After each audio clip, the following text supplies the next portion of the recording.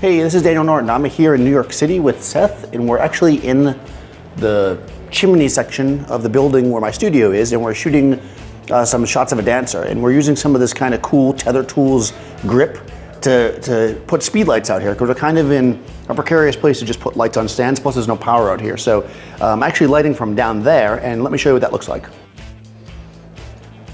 So here we are on the floor below. This is basically, like I say, a chimney that runs up the building. And there's studios here, and you get access to the hallway, so we can't really block this up with stands. Plus, like I said, there's no power. So what we've decided to do is use a bunch of little pieces of grip and speedlights to get all the lights where we want it.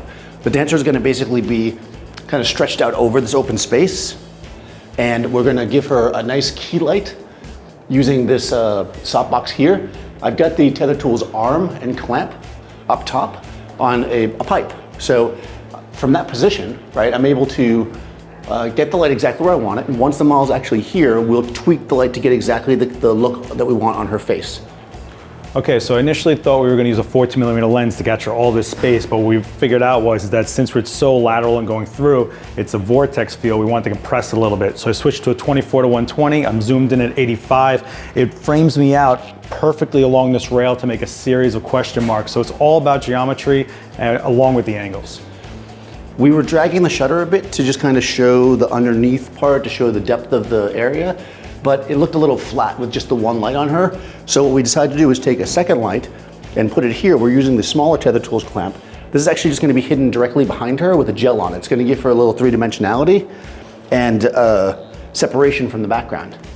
And then the last light is going to be set up exactly like that with a different colored gel one floor below. This is the beauty of it. With these little tiny clamps, battery-powered lights, we're able to put them wherever we want within this whole chimney and basically shoot light up at her. It gives us so much more stuff to play with, a lot of whimsical feel to it. We're gonna have a dancer, she can do all types of posing, and with the different colors, it really takes us into more of a fantasy situation in this grim-looking space.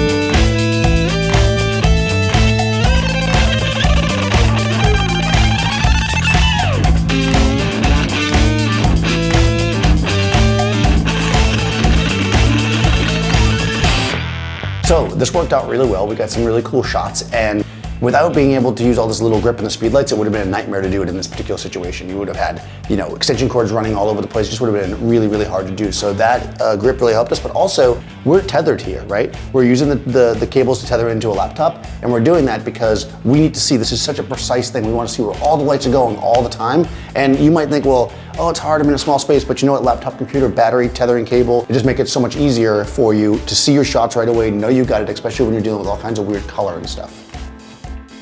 So thanks for watching. Be sure to subscribe to the YouTube channel, and I'll see you next time. Yeah. My battery just died. Of course it did.